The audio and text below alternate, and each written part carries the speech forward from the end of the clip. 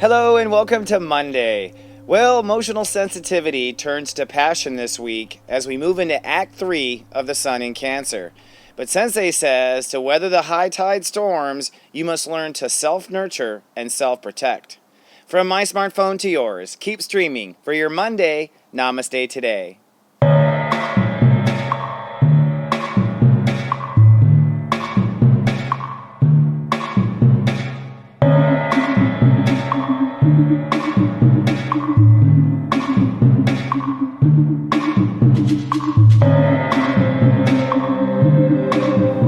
Welcome to Namaste today, a soothing way to start your day. I'm your host and spiritual life coach, Christopher Witecki. My modality is psychic astrology, and my mission is to stand in my heart and walk in the light. Namaste, my friend, and welcome back to Monday. Well, I know things have been emotionally turbulent. Indeed, I'm going to talk about it today over tea. But today things go from that emotional to passionate. We're moving into Act 3 of the Sun in Cancer, and this is where things really can get deep in an emotional sense. We'll talk about it today. But first, let's take a look at your zodiac weather. This zodiac weather is for Monday, July 11th, 2016. Well, looking at the week ahead, it's going to be an emotional week, folks. Tomorrow, cloudy with a chance of some anxiety. There's a strong chance of showers on Wednesday and Thursday, but by Friday, your tears will dry up.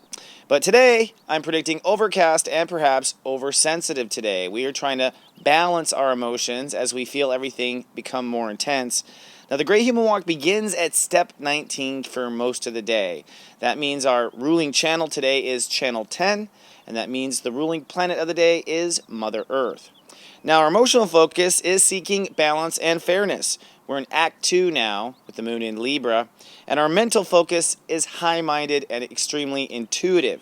That's because Mercury has reached step 25, Cancer.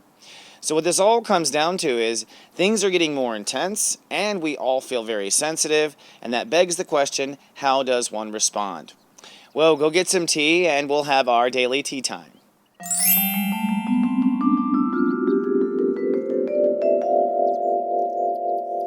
Good day, my friend, and welcome to our tea time. Today's tea time topic is, you may choose terror, I choose peace. You may choose terror, I choose peace. And this is my formal response to the violence that's happened. I'm not going to give any of this attempt for terrorism any of my light, first of all, I just want to say. And that's really what I know has to happen in the architecture of incarnation, is that when energies are attempting to take our emotions without asking, to take our energy without asking, right away, the first response is, no, you may not have my light. I'm sorry. Now, in this case, I think, in this propaganda we see going on the earth, they're trying to grab our light in the form of terror. They want us to take our light and our love and turn it into terror and then just sit in it and vibrate in it. And I think there's all sorts of multidimensional beings that like to live off of fear and terror. So, Sensei says, my personal response is, I'm going to starve them to death. I'm not going to give in to the terror.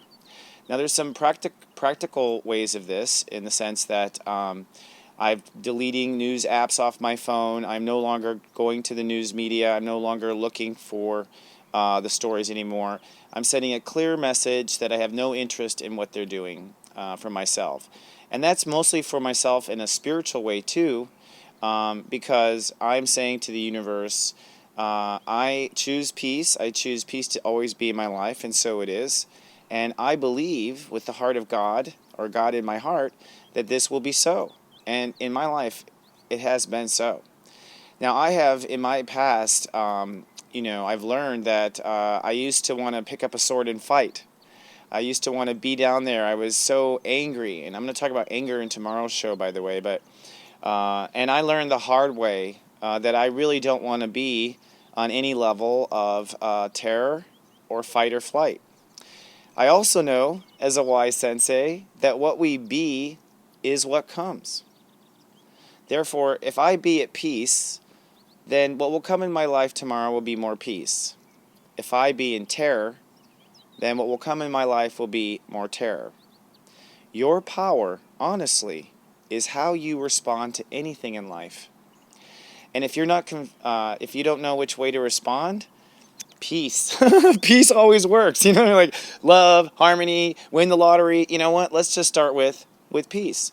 And that's going to be my response. Now, literally, my response is that my heart feels my mission is to maintain peace, to hold the light, to maintain a safe space for people to come and find peace again and have their heart restored. I'm here to hold the light for you. I'm here to love you and to remind you that you are beautiful and to remind you of what I believe, of how the universe works, of what we be is what comes. And so choose peace. That's what I say, and that's my formal response to it. With everything that's going on, I feel that I'm a very powerful being. I'm going into my most spiritual self. I'm starting to pray now, and I'm starting to bring my light up. So my personal response to all of this is to absolutely not respond with any terror whatsoever. Even if I, for instance, was in the middle of a battle, this is true. Like if you're in the middle of a battle or something was horribly going on, they always say, stay calm. Okay? Stay calm is the same as I'm saying here. I respond in peace. Now, part of this is because as soon as you remain calm, you immediately law of attract peaceful solutions out. Peaceful meaning the path of least resistance. So this is why I think it's really powerful and important for us to stay in our heart, to stay in our peace. And when I stay in my peace, just the last thing I'm saying is as soon as something is off, then I know. So to me, staying in my peace is the one way that I can keep my ear on my own psychic alarms and know that maybe I need to move somewhere else and avoid any kind of terror that might be around the corner. All right, friend. I'm here for you and I love you, and I'm here for the earth always. I'm now going to take a sip of my tea and do what we call the megascope, where I channel from my guides a little advice about today and the planets. I'm also going to take a look at the planets real quick because I even haven't. Right.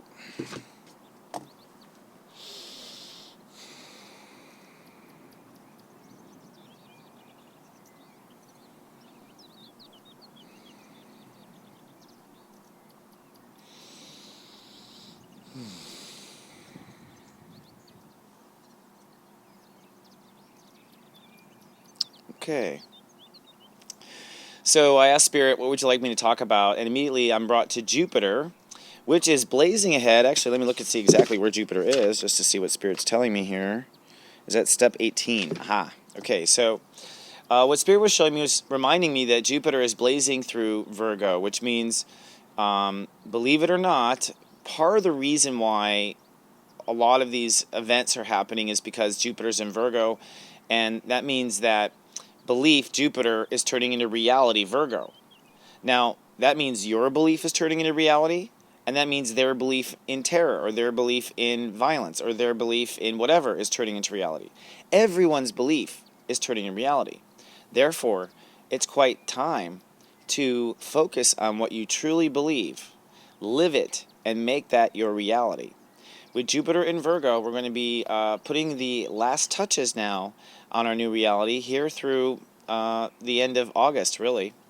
And it's important that you stay in your highest light of self-love and self-compassion so that this new reality you're creating will be one that maintains that for you and becomes your reality, becomes your constant, which means you have to work hard to step out of it.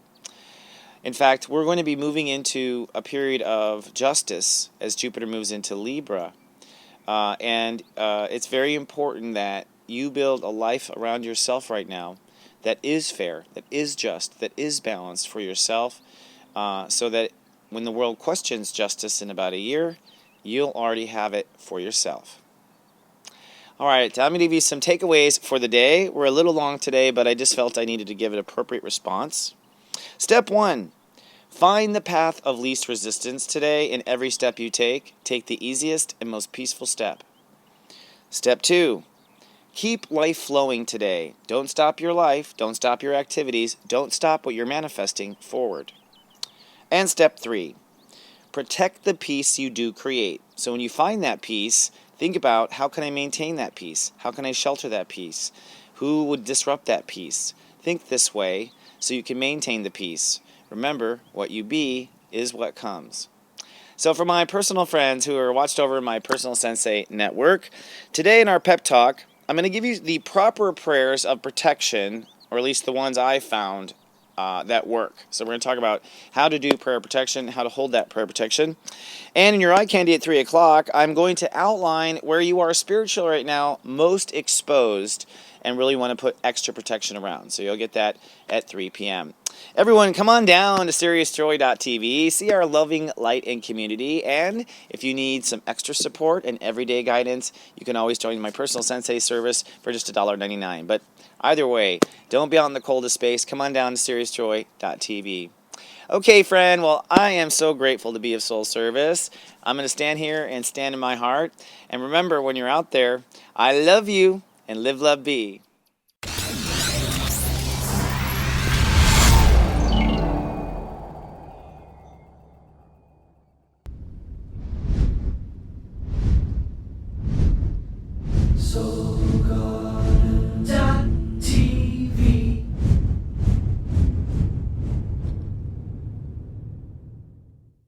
You know, there's a secret in your birthday to courage, and courage leads to love.